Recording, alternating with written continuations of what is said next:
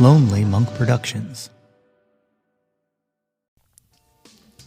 If you are in the greater Philadelphia area, I want you to join myself and the great Jay Murphy at McAllister's Brewing Company in North Wales, Pennsylvania on May 20th for the second installment of Murph and Nate Sing the Beatles. That's right, me and Jay singing Beatles songs all night, two of us riding nowhere, spending someone's hard-earned pay. I want to see you out there. The last time we did this, it was such a beautiful, magical night, and you will not want to miss it.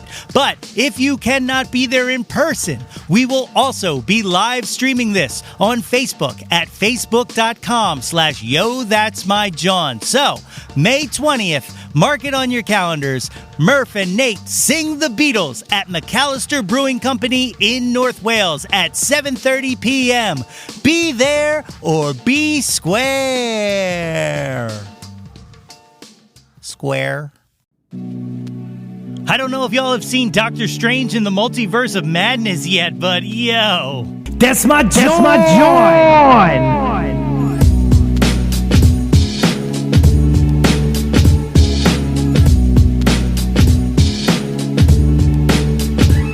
Hey yo, displace the guilt and...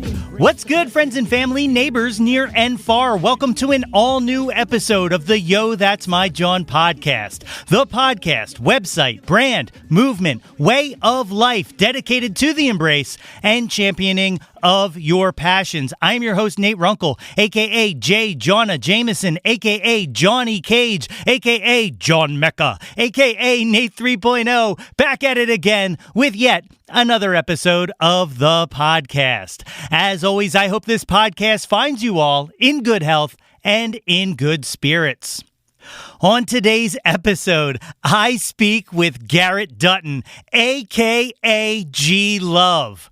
G and I talk a bunch about Philly, music, NFTs, and cryptocurrency, and his new album, Philadelphia, Mississippi. That's coming up in a minute here. But if you're joining us for the first time, be sure to follow us on all the socials at Yo That's My Jawn. And if you like what you hear here today, subscribe to the podcast on any and all major podcast services. Rate, review, like, do all that good stuff that you guys do, you know. But first, can I just freak out a bit? G Love is on my podcast.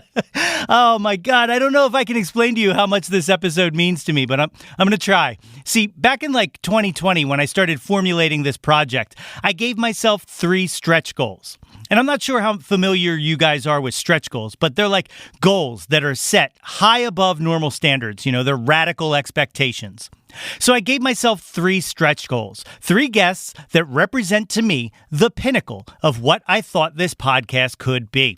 Number 1 was John Oates, he of Hall & Oates fame.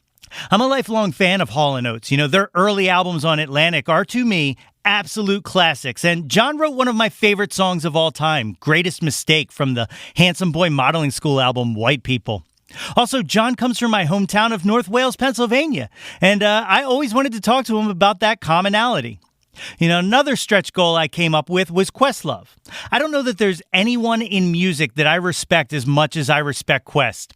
We used to communicate in the same kind of internet circle, shout out to that site, but the dude is a freaking Academy Award winner now, so I'm thinking that ship probably sailed. But again, stretch goal, radical expectations. The other stretch goal I had? Well, he is my guest today. You know, I talked to him a little bit about this, but when G Love hit the scene, it was like a big revelation to me because I was an enormous fan of both rock and hip hop in a time when it was hard to reconcile those two things creatively. You know, G Love and to a lesser extent Beck gave me a window into how to bridge the two things I loved into a beautiful stylistic potpourri. You know, I didn't have to pull a Sophie and make a choice. I could do both, and so I did. An enormous portion of the music I wrote and performed as Nate 3.0, they were acoustic hip-hop tracks, and that inspiration, that seed, was all planted all them years ago the first time I heard G Love. As a matter of fact, in honor of G being on the show today, I want to share a demo version of one of those compositions, a little song I wrote called BLT. And you can see for yourself just how big of an influence on me this cat has been. 1, 2,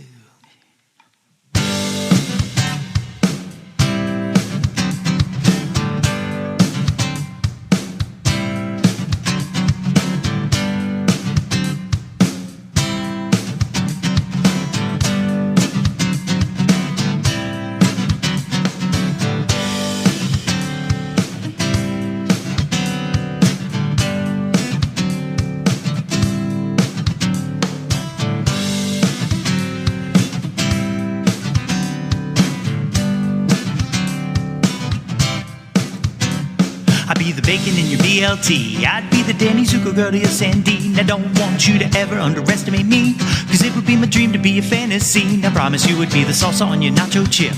I'd even be a straw if you needed a sip. I'm a 32% on a dollar tip, and that's why we should be in this relationship.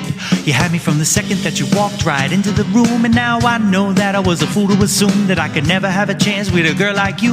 Cause you showed me straight up that wasn't true. Yeah, we hit it off nice, and the sparks they were flying, and I had thoughts up in my head and they was multiplying. All the things that I want to experience with you, like the late Heath Ledger said, I just couldn't quit you. All no magic in your smile could pull a rabbit out of a hat, and the way you bit your lip, man, that was that. That's a wrap, box me up, yeah, I'm done. Count it down from the 3 to the 2 to the 1 love. Can't believe that it could be that you and me could come together on a level more than physically, mind and soul are in control. And I wanted you to know that I love everything about you from your head to your toes. I'd be the bacon in your BLT. I'd be the Danny Zuko girl to your Sandine. I don't want you to ever underestimate me, cause it would be my dream to be a fantasy. And I promise you would be the salsa on your nacho chip.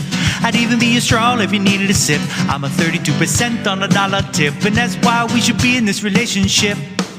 It's criminal, the minimalistic for you to get me subliminally critical. Always you affect me unbelievable. You raise the limit to the sky and make the everyday Clark Kent think that he could fly. But 2 peas in a pod, and it's cute just how you compliment me. You make me smile every time that you say that you think that heaven sent me. Cause I'm from hell, don't you know I'm a devil in disguise, who's finding his salvation when he looks into your eyes. Surprise, this feeling really does exist. I'm feeling like a good boy showing up on Santa's list. There's no cold for me, you're in my soul for me, and you do everything in this damn world for me. I feel the same, baby, I'm not ashamed, baby, that I hope that someday you will wear my name, baby. I'd be the bacon in your BLT. I'd be the Danny Zuko girl to your Sandine. I don't want you to ever underestimate me, cause it would be my dream to be a fantasy. I promise you would be the salsa on your nacho chip. I'd even be a straw if you needed a sip. I'm a 32% on a dollar tip, and that's why we should be in this relationship. But you will never know this, cause you will never notice, that you will never know this. Oh, I know you will never notice, so you will never know this, that you would never notice. Oh, my love, you will never know this, cause you will never notice, said you will never know this. Oh, my love, you will never notice, so you will never know this, so you will never notice. Oh, I'd be the bacon in your BLT. I'd be the Danny Zuko girl to your Sandine. I don't want you to ever underestimate me, cause it would be my dream to be a fantasy. And I promise you would be the salsa on your nacho chip. I'd even be a straw if you needed a sip. I'm a 32% on a dollar tip, and that's why we should be in this relationship. I'd be the bacon in your BLT. I'd be the Danny Zuko girl to your Sandine. I don't want you to ever underestimate me, cause it would be my dream to be a fantasy. And I promise you would be the salsa on your nacho chip. I'd even be a straw if you needed a sip. I'm a 32% on a dollar tip, and that's why we should be in this relationship. That's why, oh, that's why, oh, I'd be the bacon in your BLT. I'd be the Danny Zuko girl to your Sandine. I don't want you to ever underestimate me, cause it would be my dream to be your fantasy.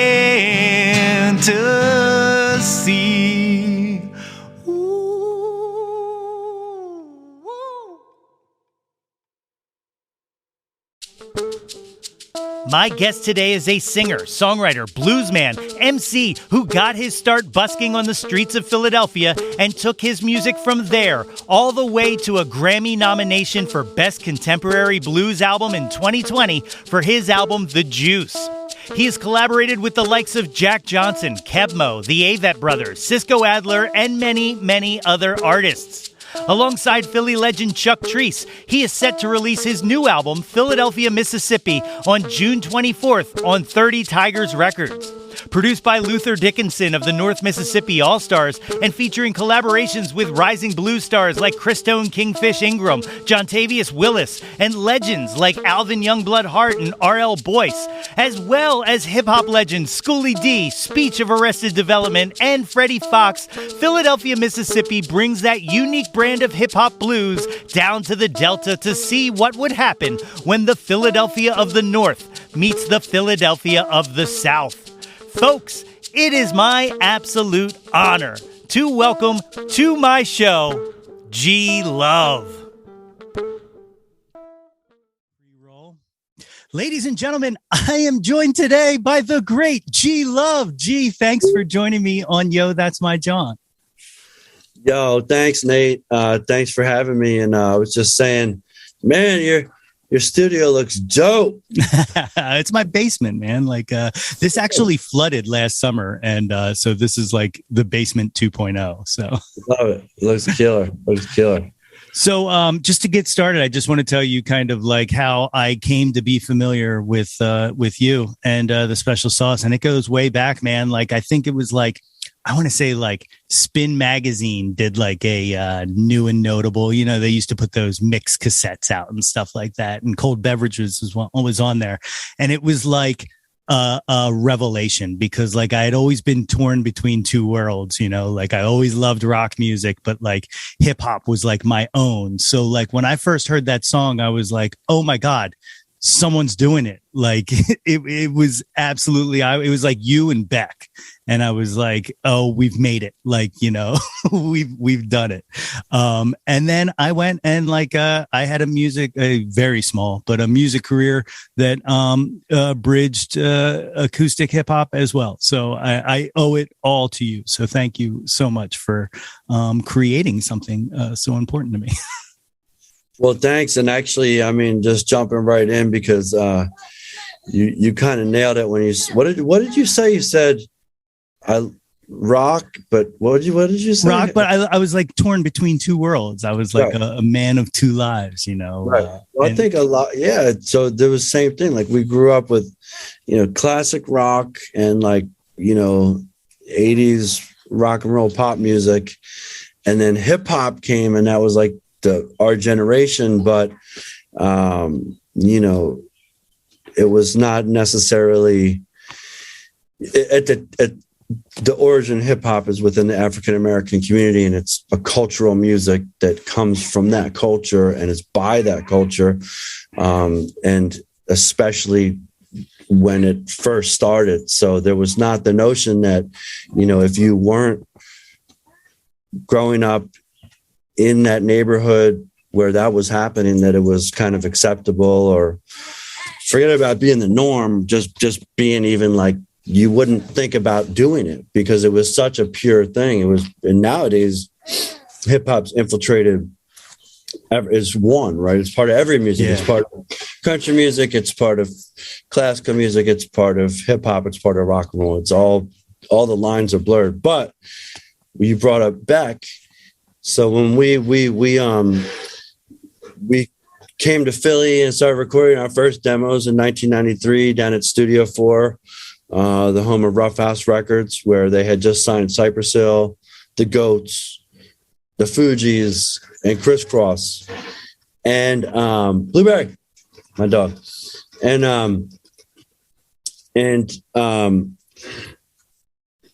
so we were making these demos, and the producer Dave Johnson said, well, I'm going to go out to LA and try and shop this to the labels.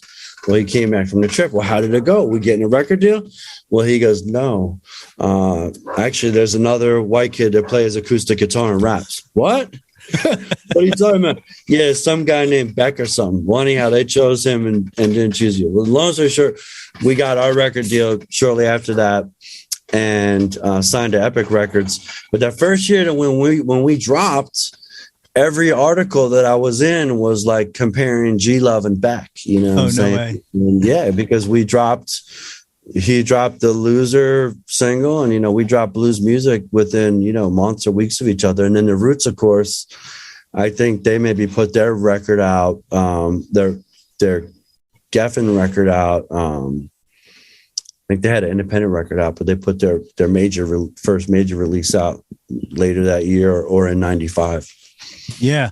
And that was the thing, was like it, you kind of touched upon it, like, not being able, not being from like the city or not being African American, there was like no entry point. And like you guys kind of gave like a new lane. It was like, yeah, it's this, but it's also still the, like it gave, like I said, it blew my mind, because I was like, oh my God, we can do it now. Like this is how I can do it, No, it's real. I mean, it's something that honestly was like a struggle too, because on a lot of different levels, because especially early on, we got to play gigs with everybody, man, from Cypress Hill to Guru, Jazzmatazz to KRS-One and Boogie and Tribe Called Quest, De La Soul. I mean, we were doing shows with everybody. We were doing these music conventions where they put us in like the hip hop showcases. So it'd be like,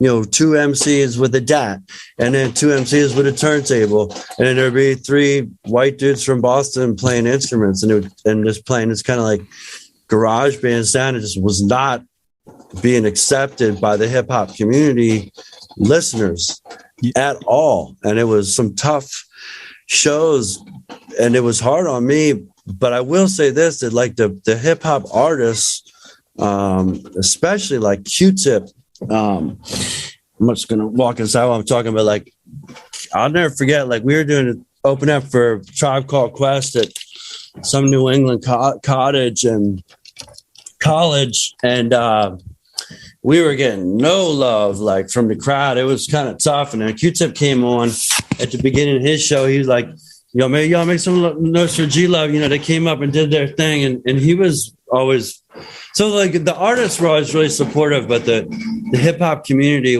we kind of figured out from the beginning that like that wasn't going to be where we were going to find our fan base. And we found our fan base with just people that more just people that listen to rock and roll and other and stuff. And a lot of people always say, I don't like hip hop, but I like you guys. Or, I didn't think I liked hip hop, but you guys are doing something different. I like that. So I don't know, whatever it was, it ended up working. And so I'm just happy that, we came along at the right time, and it was just had to do with the year I was born and where I growing up in Center City in Philadelphia, which everything was right there. And I was part of the, this inner city, Espo, Steve Powers, his old graffiti crew was called Icy Inner City Youth. I wasn't part of that, but I do say like the inner city youth of Philadelphia in the 80s was really cool. And it was like, everyone was like, went from like, basketball to like skateboarding and breakdancing to graffiti writing, and then a lot of the writers ended up being musicians, and some of the street artists like Steve Powers, he's like a national treasure now, and so it was cool to see the culture of Philadelphia and the roots. We all graduated high school in 1991. They went to Kappa, I went to GFS. Other people that went to GFS were Eric Brazilian from the Hooters, Santo Gold, Santi White. She was 2 years below. 2 years below me or 1 year below me at GFS. 2 years. And so there must have been something in the water. Definitely. It's funny you mentioned that, because I was thinking about it leading up to this. Like, I look at you and I look at Questlove as like, as a Philly musician, I look at you guys as like big brothers, right? Like, cause you guys like paved the way of so much. And then like, I look at like Hall and Oates and stuff like that. And they're like my cool uncles, and like Gamble and Huff are like the godfather, the grandfathers and all, but like that Philly music scene is a tight community. When you were like growing up, like what were you listening to? What were your parents listening to? What was playing around the house? Honestly, they were mostly like TV people, even though we only got 3 channels back then. But they were like nightly news people. There was a record player, but it was in the basement. And I found my mom's like small but amazing album collection, and it really changed my world, because it was. I just remember all important record. The Beatles' White Album. Bobo and the Wailers, Rasta Man Vibration. Bobo and the Wailers, Legend. Dr. Jawn in the Right Place. The Rolling Stones, Sticky Fingers. Willie and Waylon. Donovan, like not my buddy, the 60s Donovan. Yeah.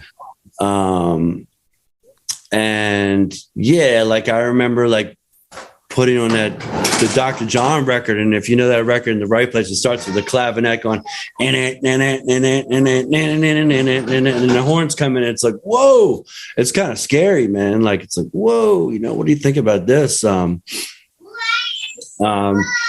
those records kind of to this day, and I'm sorry, Bob Dylan's Greatest Hits Volume 1. So these were all like my informative albums that I took from the basement, dusted off, and put on my little Panasonic Jawn, and that was the same thing. They had the turntable, but it had the FM, the radio, and the cassette player, so you could record, Lady B's Street Beat, Power 99 FM on Friday nights, and then I'd listen to I had my Beastie Boys License to Ill cassette, and King of Rock, Run DMC, and then I'm Bad, LL Cool J, and put those tapes on before we go.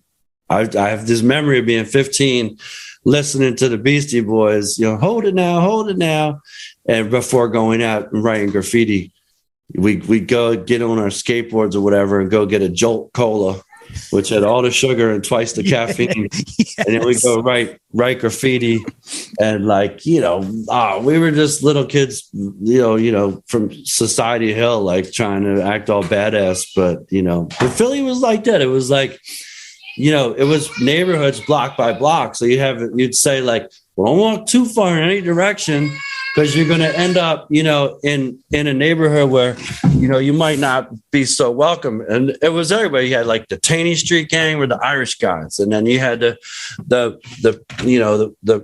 projects. If you look at Philly from Camden, you see the White People Project, which are the Society Hill Towers. Then you see the projects, 20 blocks away. It's like they look exactly the same, except they're not, what I'm saying?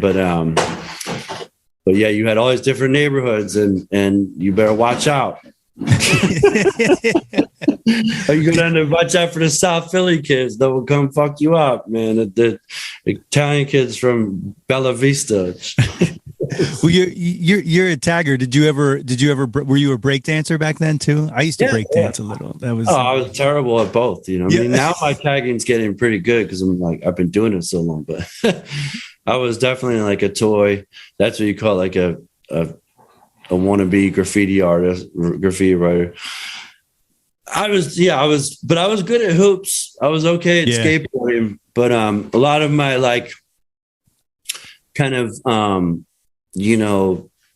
camaraderie with African-American kids in Center City was through basketball, because I grew up playing at the Old Pine League on 4th and Lombard. And that was, I was one of only 2 or 3 white kids that were playing, and I was good. So that saved me a lot. Like, cause when you're back in the day, like in the 80s, you'd be walking around Center City, like Society Hill is still a really nice neighborhood then, but like you say, you'd be walking around, you'd be always in constant, if you saw like another group of kids across the street, you would take off running. You're like, oh shit. And then they'd see you and they'd come try and jump you, So it was a lot of that. Like you knew all the secret ways to get around your neighborhood, all the alleys and backyards you could jump over to get away from people and shit. Yeah. But it was like you walk out. I give my parents so much shit. I'm like, you guys don't even know, the stuff that you were putting us in. Like we used to take I went to school at Germantown Friends School. That's in the heart of Germantown in North Philly, which it's this pocket of rich kids going to school in the total hood. And then, we'd finish basketball practice at 7:30 at night, and you'd catch the bus. You'd sit out on the street there, catch the bus that would take you deep through North Philly to the Broad and Erie stop on the Broad Street line. So you get off at Broad and Erie, and you'd be like the only white person like anywhere. And then you go down and the Broad Street line, you take the Broad Street line to, Market Street, and then you take the L down to 2nd and Market Street and walk home home from the gallery. It was just like, I was like 15, like kids these days, like they can't even like, go to the bathroom by themselves. They can't even play out front by themselves. And now it's So like, I'm not trying to get like so racial, but this was real. This was it's true. Yeah.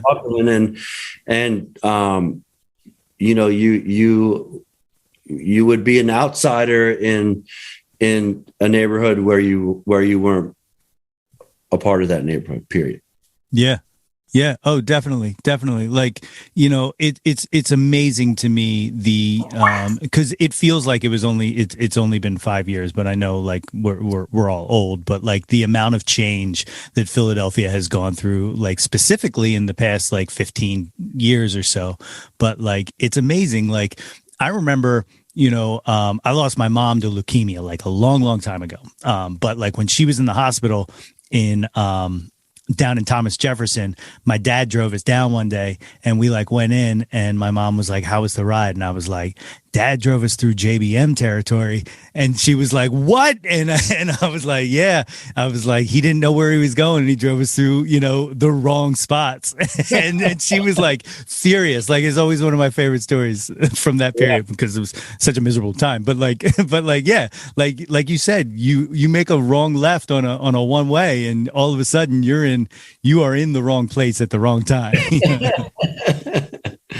Yeah, it's interesting. I mean, Philly is definitely it's just gentrifying at a light speed, and that has its ups and downs, but it's certainly a wonderful city. And we don't need to talk about race all day long, but like the thing that's really interesting and was really interesting to me was the integration.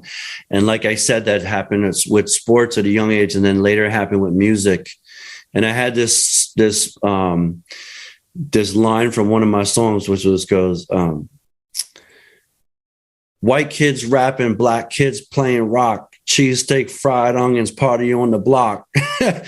But that was something that, again, like it was something in the water that the Roots came and played the hip hop that was the generation before them created, and they did it with live instruments, and that happened in Philadelphia. And the fact that I came along with, my dobro rapping, and we all were the same year graduating high schools in the inner city.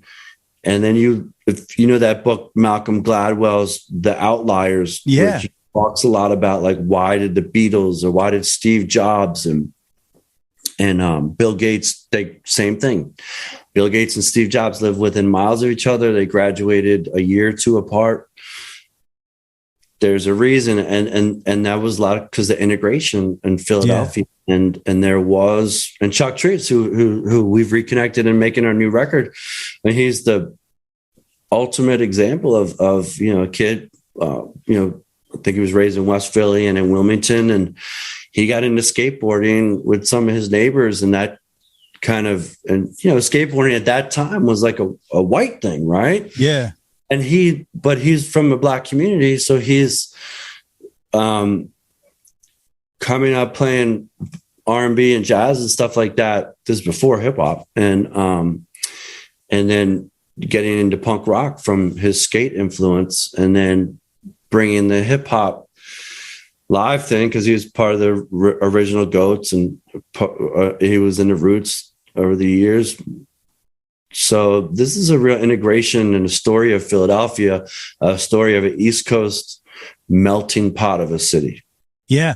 Talking about the Malcolm Gladwell piece to it, I think one of the things, and it's another thing that connects both you and the Roots, is the importance of South Street in that Yes. time period. Like that was such a cultural hotbed. And like, I remember being a kid and like going down and like, I have a memory that I swear I saw you busking when I was younger, but I might have made it. I might have made it up. But like that's another piece that like now I walk down South Street and it's like it's a complete shell of what it used to be. Like, but for a time period, man, like the punks were there, the hip hop heads were there, the old rockers were there, the old hippies were there. It was the best, man. Everything. Yeah, that's why I always say like. And you understand it better than anyone because you're from the city, but like that's the thing. Like, yo, man, everybody was coming from all the different neighborhoods to South Street. So, like you said, you had the richest of the rich to the homeless people. You had, conservative people from the suburbs and Cherry Hill, and you had the gay community. You had the punk rock community. You had the skateboard, spike skates. Running up and down the street. You had the kids coming from the projects and hip hopping and breakdancing. You had all the street performers playing, from the old guy Big Al who would sit on a milk carton with the spoons and no teeth. Yeah. I mean, everybody, it was all happening on South Street. Look, this is what you're hearing. I love it. Was lawnmower. Yeah, that was it. You're right. And then you go into, Lorenzo's at the end of the night. Oh, yes. Everybody's in there. All those people are in there coming together to get this mega slice of pizza. And, and everybody from Philly, no matter where you go around the world, they always let you know, yo, I'm from Philly. Yeah. It always cracks me up. I don't know how much you listen to Action Bronson, but he's got a line. He drops a line about Ishkabibbles, and I was like, "That's the greatest thing in the world." Like, you're now an adopted Philadelphian for that. Like, but you talking about early Philly hip hop and stuff like that. You did "Slipped Away." Which is like a beautiful track. And I've always in the back of my head thought like, how has nobody done the Cool C Steady B like film? Like doesn't that seem prime for like telling that story? Like it's so sad, man. It's so sad. It's,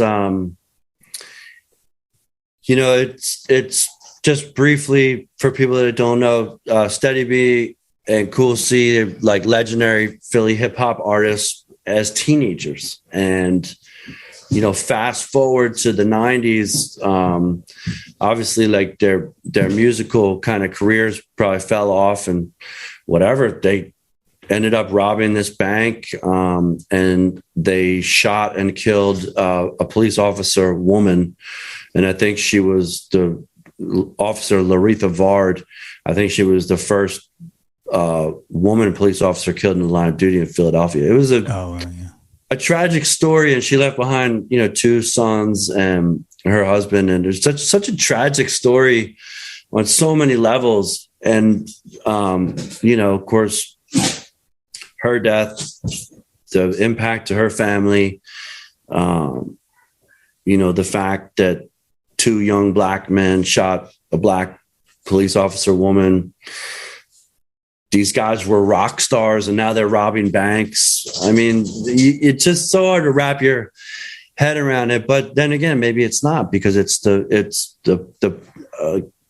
is a reality for an oppressed community. You know what I'm saying? Absolutely. That these guys found themselves so desperate that they try to fucking rob a bank, and now they're both doing life, I guess. Right? I don't even know. I mean, I think Cool C, they signed the death penalty for him, but I don't think that they. I don't know that. I think there was appeals and stuff like that, but I mean, that's so tragic. I didn't know that part of the story, but when I heard the story, it was huge news in Philadelphia, and I just wanted to write a song about it because that's what I could do. And I actually researched it. I actually went to the library and like pulled all the articles. I never had done that before. And so, yeah, then I actually, Chuck and I wrote the song because I had the groove going, and then he was coming with that slipped away.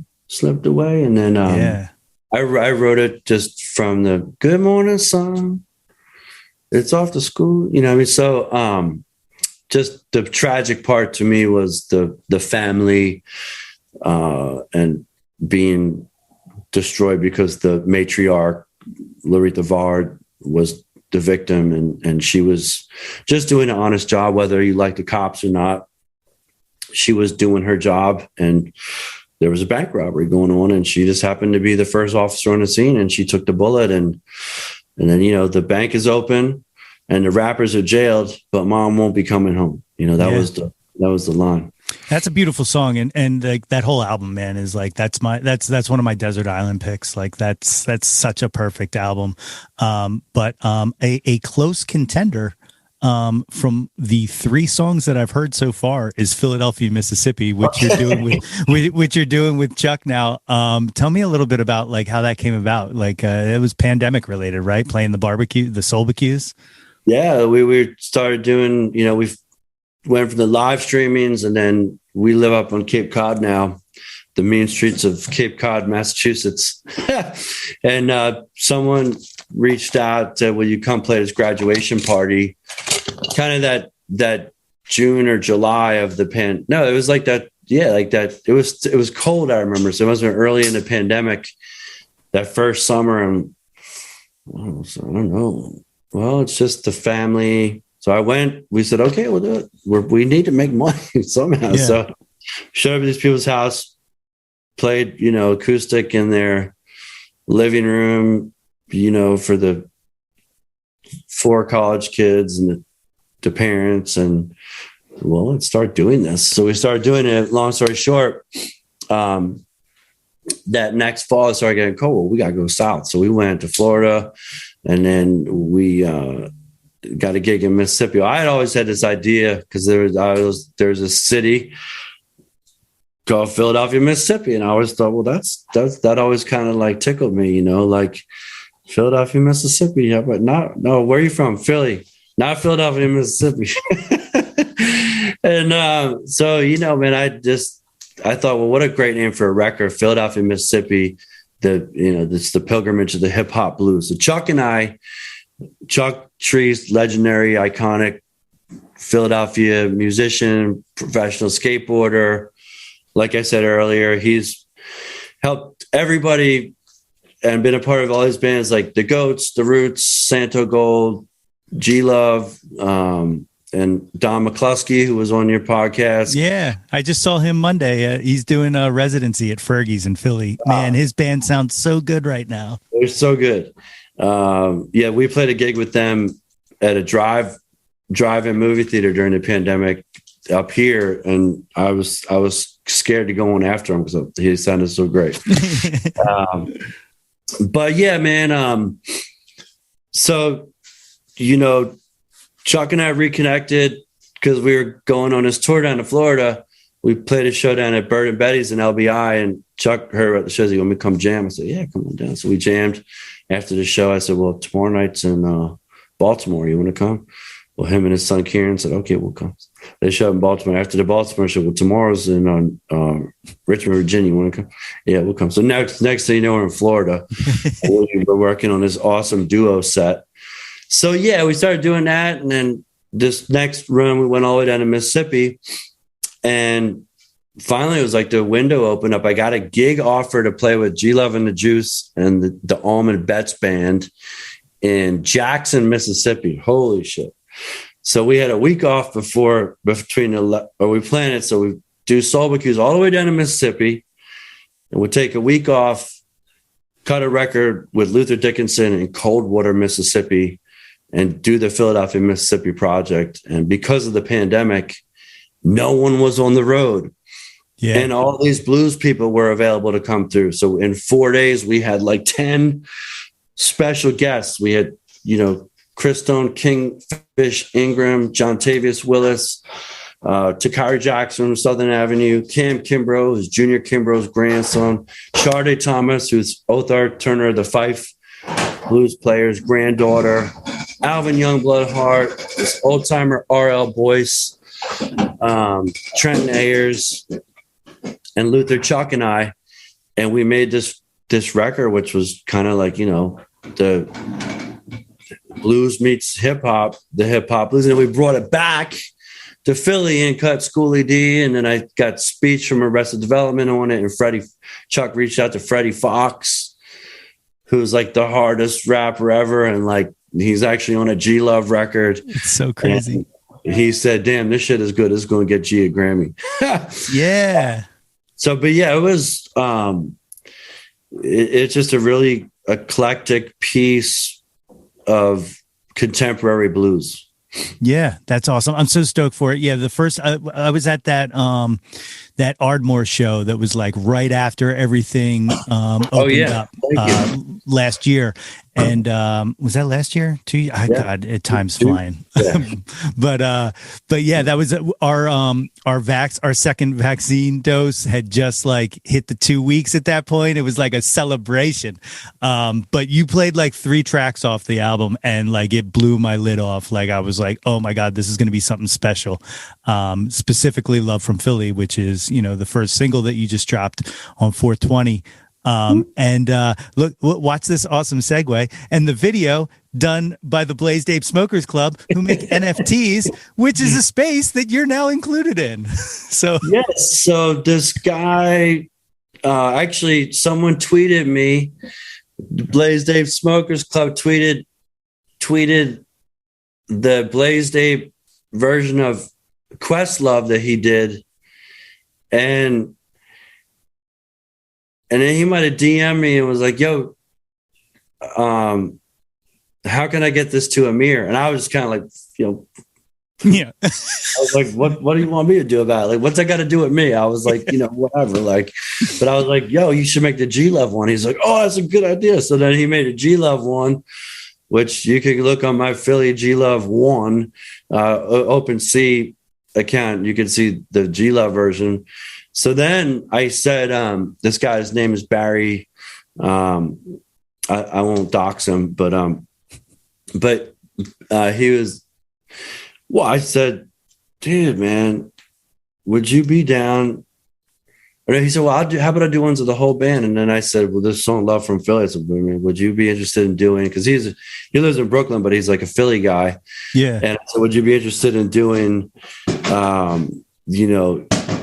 doing this video? And he did it.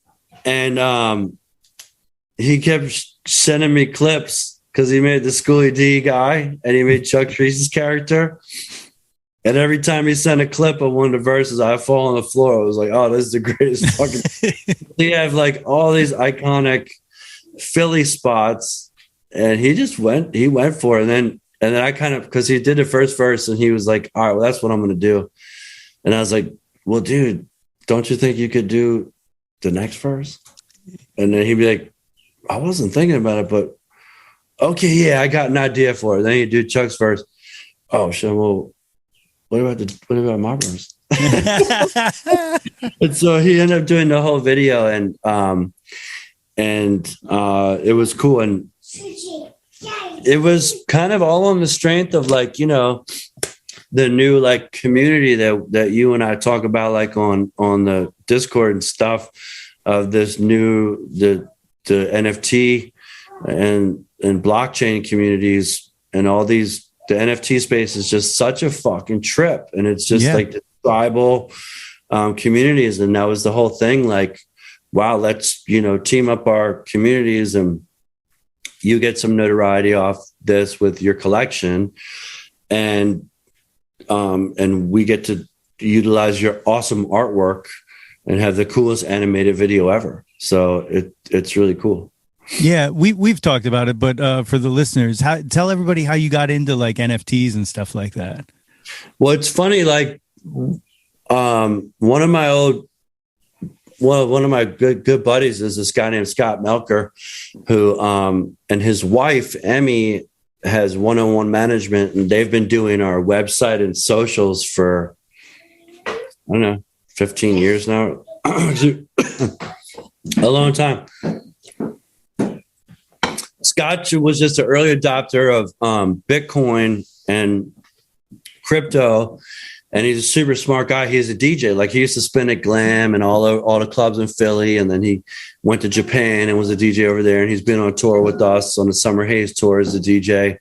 And he's just like a homie. He was also the first intern, along with this other kid, Johnny Lisco, at Philadelphia when we were down in Fishtown on 315 East Allen Street.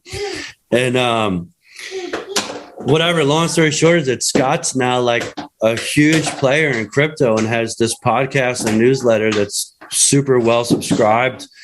And he's totally went from being an awesome DJ married to a beautiful woman to an awesome DJ married to a beautiful woman who has her own company, and they're, you know, you could probably Google it to see how much he's worth, but I mean, they've, you know, he's mooned, as we say, you know what I'm saying? Yeah. So he was into it, but I got into crypto in 2017, kind of again through my pursuit of the arts, like being down at Art Basel in Miami. And if you know, Miami's always been a hotbed for crypto.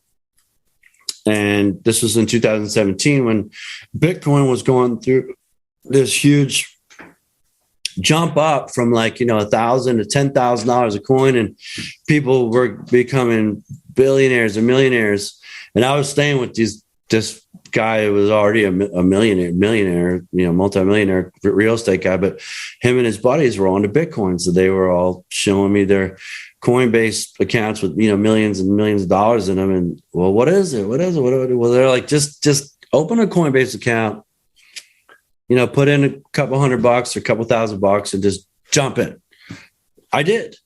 And of course I bought Bitcoin when it was like $12,000 and then it went down. But I kept buying Bitcoin and Ethereum and Litecoin, just little drips and drabs. So I was into that. And then funnily enough, just like when the pandemic hit, shit started really taking off again. And it was like, wow, holy shit. Like this stuff I've been kind of buying and trickling into, it's fucking taking off. And my wife's like, what the fuck are you doing on your phone? You know, like you put more money in there. We got to pay the fucking mortgage. You put $500 in there. You put $1,000. What the fuck are you doing? I'm going to erase your fucking account, you know? And then I'd be like, well, look, baby, look, I put in a 10 G's and it's worth like 30 G's now. And then Citizen Cope saw, yo, Gary, he left me this cryptic voicemail. Yo, Gary, don't worry. We're going to be all right. Give me a call. There's something new out there. Well, that was a week. And then the next week, everyone started talking about NFTs. What the fuck is an NFT? Well, I just happened to be staying out we were on this West Coast Solbacue tour. And one of the guys who was hosting us at his house is one of the guys that created GoPro, the second guy at GoPro. Oh, wow. His name is Neil Dana, and who you can Google him, but he was Nick, the guy who started GoPro. He was his roommate. So he was the first employee at GoPro. And famously, Nick had said, if we go public, I'm going to give you 20% of the company, which he did. So this guy worked his butt off for almost 20 years. And then, you know, he's my age and, you know, worth hundreds of millions of dollars, but he wasn't there, but his buddy was there. And again, we were staying at his house in Half Moon Bay. His buddy was there house sitting while we stayed there. Happened to be a crypto guy. We're out in the, you know, in the West Coast, San Francisco. You know what I'm saying? Everybody's hip to the space. So he schooled me. And then I remember, well, fuck it. I want to try and figure this NFT stuff. So I went on Rarible and made an NFT with Andre Solar, who did the art for the Juice Gang in our animated videos.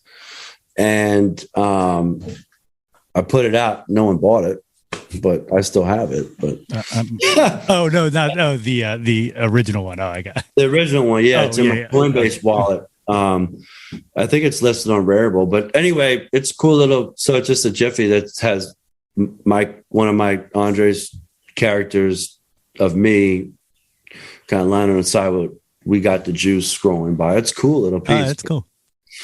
Yeah, I mean, so that was it. So then kind of jumped in on that. And then actually that guy, Evan, he introduced me to Vlad, who started Block Party. Block Party. And then the offshoot of that was Moonwalk. And these guys, took a chance and gave us the opportunity to do our first PFP, which was the Juice Gang. Now, looking back on this, I hadn't even heard of Discord. Yeah. I hadn't no idea of anything. I was just like, holy shit, I'm getting to do an NFT and we have this awesome artist. So we dropped this series of 10,000. And I just remember being like, wow, I did the math. And I was like, wow, tomorrow I could be like a millionaire. And of course, it didn't go down like that. And of course, we minted 300 now. Yeah. And I think it might pay out from Moonwalk. The big payout was like, 10 Ethereum, which was a huge success, even though in NFT standards, the project's kind of been a failure, only minting 300 out of 10,000. And of course, Ethereum was super high price when we dropped. There were certain things that probably held us back, but mainly we didn't know what the fuck we were doing. And it's sadly like that Ethereum that I did make off that project. I made the ultimate rookie move and gave up my seed phrase to a fake OpenSea website and lost all of it. And that's like something I lost like because I had my wallet loaded because I was actually getting ready to buy a World of Women because that intrigued me. It was going to be my first NFT purchase. And so I lost that. I lost all my Looks Rare shit. I lost all my NFTs that are worth anything. And they just got into everything and just drained me. So that sucked. But that's like compound interest. But, and then after we dropped the Juice Gang, then it was like, well, we only minted 250 or whatever. And how can or 211. And well, you should have a Discord. Oh, well, thanks for telling us that now. Yeah. Yeah. You know what I'm saying? So then we started the Discord. They kind of assumed like, and I think it's why they gave us a shot in the first place, because our social media numbers were so good. Well, you got 250,000 fans on Facebook. So let's get, we should be easily able to get 2,000 people on your Discord. So let's get 3,000 people on your Discord, and then, we'll reopen the minting. Well, of course, we're at like 144 people on our Discord right now. So there's this huge. When you think of like you're into the space, I'm into the space, but most people aren't into the space, and that could be young people and old people. But there's a huge, drop off between like. Another example was this Shefty Pizza drop. These two chefs did it. They sold out their collection at 2,700, which was really cool. Oh, that's awesome. But the one guy's got 1 million followers on Twitter, and the other guy's got 90,000 followers on Twitter, and they were able to get close to 2,000 people on their Discord. But they also have like a company like it's being run by like BlockStop, and so anyhow, it doesn't transform from one space to another. The NFT space is unique in itself, so it's always continues to be a learning process. Well, yeah, and I think especially for the fan base, and we've talked about this a lot, but I think there is like it's a very scary world to jump into, but I think, the projects you've got behind, and this is again, something else we talked about recently, the projects you've gotten behind and the projects you've put out, have like a practical nature to people who aren't, native to NFTs and crypto, like, the upcoming Philadelphia, Mississippi drop, with the limited edition vinyls, I think is a huge thing. Like, tell these fine folk about that one. Yeah. So the big drop that we're gearing up for is the Yellow Heart is the platform, and they famously did like the first major release with Kings of Leon on their record a couple years ago now, which was kind of snubbed by the music industry. But I think it's, if you look at the numbers, to me, it seems like a huge success, especially in an age where people don't buy records. Yeah. Wow. This is the opportunity for musicians to actually make some money off their records again, where you could be, or I could be, huge fans of somebody and spin Big Daddy Kane 1,000,000 times on my phone. He's going to get like a penny. Yeah. You know what I'm saying? It's not like it was with people selling records and CDs and getting radio play that mattered. You know, I mean, this is like it's like you basically making a record. You're just making a record. You're just throwing that money away to make some new music. So this is an opportunity in the NFT space for musicians to once again make money. Why is that important? Well, it's important because it costs money to make records, and people love music, and people deserve to have great music, and musicians and true artists deserve to make great music, and they need to have patrons, right? So the NFT space is a wonderful way to support your artists. So that being said, the Philadelphia, Mississippi project is going to be like what we call a 4-tiered release. So the first thing that's going to happen, and this is going to happen in the first couple of weeks of May, I think May 9th, is that a community token is going to be released. And that's a free token. All you have to do is like scan a QR code or go to Yellow Heart, whatever link we give out, and then you sign up, you make a Yellow Heart wallet, and then you get a free the community token, which is the NFT artwork, dropped into your account. And that's basically like an allow list, or what we call a white list, which gives you access and permission to mint early. So then 24 hours. So then the next part is the mint. And the pre-sale mint, you have to have the community token, which again was free. And then you have 24 hours to sign up for the next token. And so the main NFT there is going to be the origin token.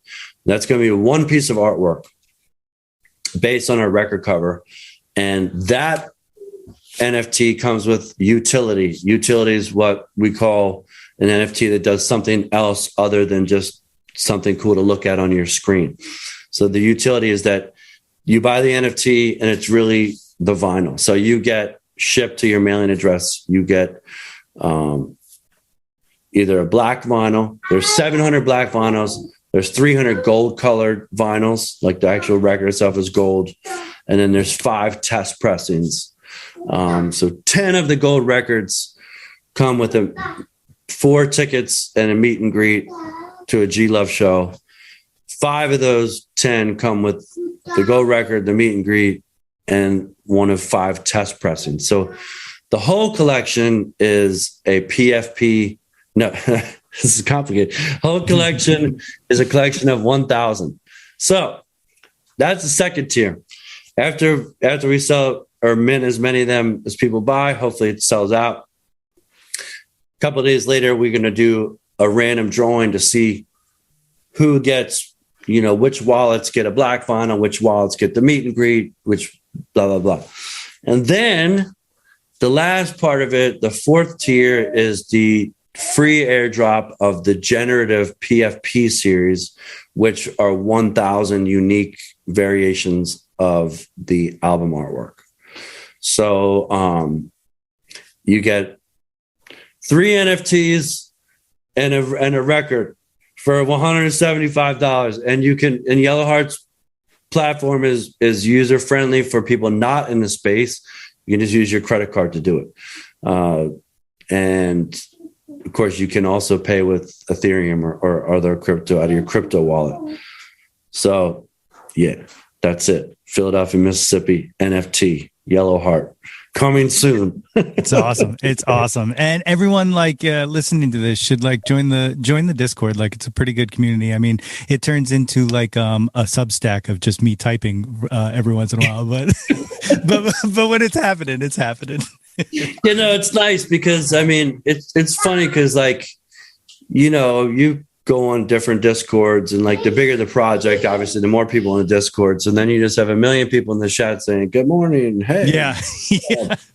and then the other people that are just like me being like, I can't connect my wallet in collab land, help, or whatever else, like, or are we going to be eligible for this airdrop? Our community is like, wow, everyone kind of knows each other. And they're like, well, what are you having for breakfast? And are you going to be up in Cape Cod? Or like, yo, I'm down in Philly, I'm at the Sixers game or whatever. Yeah. Dude, it's cool. Yeah, I like it. It's a nice community, and it's nice and tight, and people should join it and come play. Do you have time to go through the Jauntlet here? Yeah. All right. So this is a questionnaire that I ask every guest that comes on this show. It's 2 sections. The first section is one-hit wonders. All right. Now, this is just a verses. This is like, just a standard stock thing. You don't have to put any thought behind it whatsoever. But the first verses is Billy Joel or Elton John. Who do you prefer? I'm going to go with Billy Joel. Yeah. All right. That makes sense. I kind of sense that. Number 2, Debbie Harry or Joan Jett? Ooh. Man, I don't know. I got to go with Joan Jett because she's Philly. Yeah, exactly. Hometown, represent. Aretha Franklin or Tina Turner? Ooh, damn. This is tough, man. Wow. I mean, I'm going to have to go with Aretha Franklin. Although my mom, she loves Tina. She loves Tina. Yeah. I love it. Nirvana or Pearl Jam? Oh, damn. Wow. Oh, man. I'm going to have to, it's so tough, but I'm going to go with Pearl Jam. I love the way that they're, I was just talking about it actually in the last podcast I just came off of, how they're kind of I feel like a transformative stage, they've always been a stadium rock band, but now it's almost like a Grateful Dead kind of thing. Yeah. Where the aging Eddie Vedder is kind of like almost like a rock and roll Jerry Garcia type of stature. I love it. I've been trying for a year, and it's been falling through every single time to get Chuck on this show.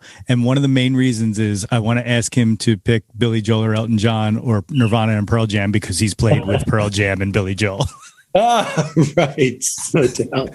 So, little spoiler alert if that interview ever occurs. Next one, Janis Joplin or Stevie Nicks? Oh, damn. I'm going to go with Janis Joplin. Yeah. But I will tell you about the time that I snuck into the Fleetwood Mac show at the Taj Mahal in Atlantic City, and we snuck to the 4th row, and Stevie Nicks sang Landslide. She was looking right at me. Oh, I love it. The big one, Beatles or the Stones? Fuck, you're killing me, Nate. I'm just kind of in a Stonesy kind of vibe lately. Me too. As I've gotten older, I've come to appreciate them a lot more, and like I feel like people pass them off as like yeah the Stones, whatever, but like they're really, really great songwriters. But I do feel like on that same tip, if you go to like a bar night that's doing like a Stones versus Beatles DJ night, like I think you will find that the Beatles songs and compositions are just incredibly more innovative and original than the Stones. And again, yeah, I feel the same way. The Stones songwriting is pretty much as good as it gets. Yeah, buddy. It's a little bit better. The last one of the one-hit wonders, Bohemian Rhapsody or Stairway to Heaven? Oh, wow. Bohemian Rhapsody. Yeah. That one's turning into the everyone says Bohemian Rhapsody question, so I might have to revise that one. Yeah, because Stairway to Heaven, before Wayne's World, that was a bigger toss-up, but Stairway to Heaven will always be a great song, but the cultural significance has kind of fallen off, whereas Bohemian Rhapsody, the cultural importance of that song and that artist and that the fun people have with that particular composition, it keeps going up. Yeah, man. Yeah. All right. So the last section of the Jauntlet is called the Top 10 Countdown. Of course, we use Jawn as freely, and so it doesn't have to be music. You can be whatever you want it to be. But number 1, what was your first Jawn? What was the first thing you were obsessed with as a kid? Uh, Basketball. Yeah. So you played what position did you play? I played forward, forward, or shooting guard. I can see that. Little shooting hoops. I get it. Number 2, what's your current Jawn? What are you into right now? Family. Yes. And NFTs. I mean, I'm like, since we dropped Juice Gang, like I've become, like I just like I used to be like when I dropped Juice Gang, I was more like on my Coinbase and BlockFi accounts all the time and trading in coins. And the awesome thing about the NFT is like, wow, now you're seeing these coins actually be utilized. So it's really the next step. And I'm completely immersed in that. And my kids love to look at the NFTs, and I'm a collector now and a creator. That's so awesome. the NFTs are kind of my joint. I love it. Number 3, what was your first concert?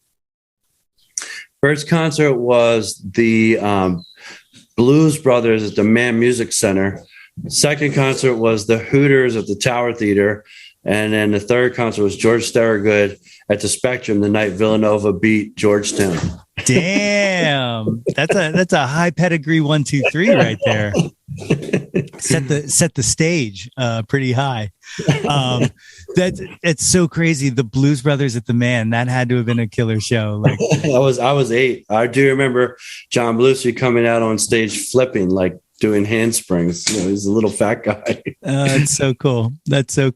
Number 4, what was your last concert? What was the last show you went to see?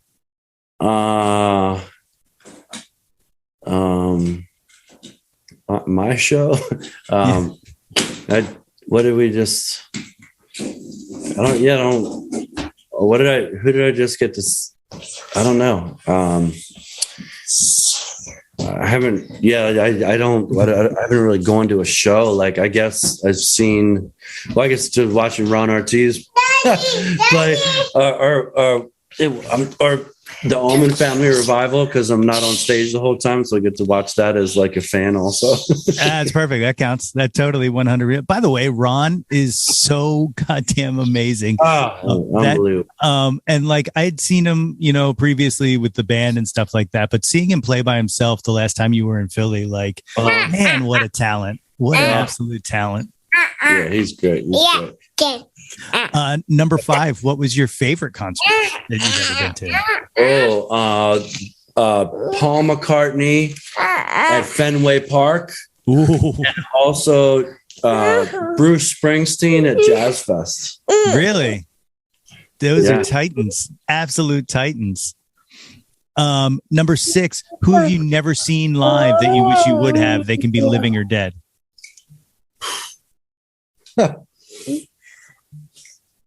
We'll go with the Blues. Robert Johnson. Oh my God! Yes. Number 7. Name an unappreciated Jawn. Name something you wish more people were into. Juice Gang NFTs. Yes, that is an unappreciated Jawn. Big shout out to Andre Soler, who designed the hell out of those NFTs. By the way, number 8. What is your favorite album? Favorite album, John Hammond. No, I'm gonna go hip hop on this one. I'm gonna go type John Hammond Country Blues for the blues, and Eric B. and Rakim Paid in Full for the hip hop. Yes, I got to give you a little bit of a shout out. Whenever you drop Paid in Full live, you definitely hold your own on the swagger on that.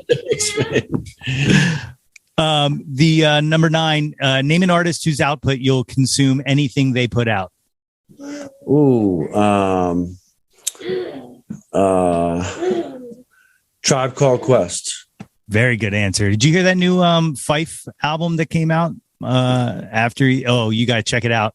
It's there. So you go. good. I have to be completely honest. I'm so bad. Like I'm such a bad fan like that. Like yeah. No, it's really good though. It's a really touching love letter to the life of Fife. Like check it out. Definitely check that. And then the 10th and final of the top 10 countdown. What is your favorite Jawn of all time? Again, could be anything you want it to be. Lemonade. Yeah, that makes sense. That makes sense. And Philly, and it's funny because just on the whole thing about Jawn, and I got to jump because my son's his bus is about to pull up, but it's so funny because the word Jawn, we were, it came out of the African American community in Philadelphia, and in Georgia, because my rapping partner Jasper was like, "Oh, you say Jawn because we say Jan." In Georgia, they say that Jan, but in Philly, we say that Jawn. And we really kind of appropriated it when I was young. And one song that we wrote that never was released was called "I Got Them Jawns," meaning I got the blues. I got the blues. I got them Jawns. But it's been a lot of fun for me to see like that world. Not like that I didn't make it up, but yeah, like we were early on it, but it's such a thing now. And I got a good NFT idea that goes along with that for some other conversation. But yeah, man, here's to all the Jawns out there. And thanks for having me, brother. And thanks for all your support to my NFT projects and helping me. I appreciate it, man. Absolutely. And thank you not just for doing this, but also for the music you created. Because as I said earlier, you've been a huge inspiration musically to me. So I absolutely appreciate it. And I've been freaking out inside that I've actually gotten to have this conversation. So thank you again. Thanks, brother. I'll see you on the Discord. And yeah, man. Anybody want to get a hold of me? At Philly G Love on Instagram, at G Love on Twitter, G Love and Special Sauce on Facebook, Juice Gang Discord, and Philadelphonic.com. So thank you guys so much for the support. Oh my God, so incredibly dope. My thanks again to G Love for joining me today on the podcast. G's new album, Philadelphia, Mississippi, is available for pre-sale on his website at www.philadelphonic.com. Check out the first single, Love from Philly, featuring Schoolie D, available now on all major streaming services. And be sure to catch the music video animated by the great Blazed Ape Smokers Club. His NFT collection, Juice Gang, with artwork by Andre Soler, is available to mint on nft.philadelphonic.com. His collaboration with All Ships and artist Henbo Henning is available at blockparty.io. And the community token for the upcoming Philadelphia, Mississippi NFT drop can be found on the Yellow Heart Marketplace at yh.io. Check the show notes for links to all of the above. And be sure to follow him on Twitter at GLove and on Instagram at PhillyGLove. And as I said earlier, if you haven't already, please be sure to subscribe to the Yo, That's My Jawn podcast, wherever you get your podcasts from. And folks, don't forget, it is never too late to get yourself a super awesome Jawn Scout Merit Badge for Citizenship of the World. And you can do just that by rating and reviewing us. Don't forget to visit www.yothat'smyjawn.com for articles, merchandise, and links to all of the previous episodes of this podcast. Like us on Facebook at facebook.com/YoThat'sMyJawn for updates and live streams. Follow us on Instagram and Twitter at Yo That's My Jawn, and search Yo That's My Jawn on YouTube to find the Yo That's My Jawn YouTube channel. Like and subscribe the heck out of that ish. We want to hear from you. Reach out, and touch some Jawn. Stretch goal number 1, achievement unlocked. You don't even know how elated I am right now, and I only get to have these conversations because of listeners like you. So, from the very bottom of my heart, I thank each and every one of you. You know, as I like to say, whether you have listened to every second of this podcast or only 5 seconds of this podcast, I am forever grateful for you lending me any of your time. You know, and I got more great stuff on the horizon, so I hope you come back. I hope you all come back now, you hear? Blue skies until next time, everybody. Hey yo, displace the guilt and embrace the pleasure. Your taste in music doesn't have to be... Yo, That's My Jawn is a Lonely Monk production written and produced by yours truly, Nate Runkle. Theme song by Phil Tyler Music featuring Nate 3.0. Special thanks to Fox Run Brands, DX Ferris, Andrew Scott, Natalie Runkle, and the incredibly brilliant and wickedly stunning Katie Daubney. If you or anyone you know has any ideas they would like to share or any guests they would like to hear on the podcast, please feel free to reach out to us at yothat'smyjawn@gmail.com.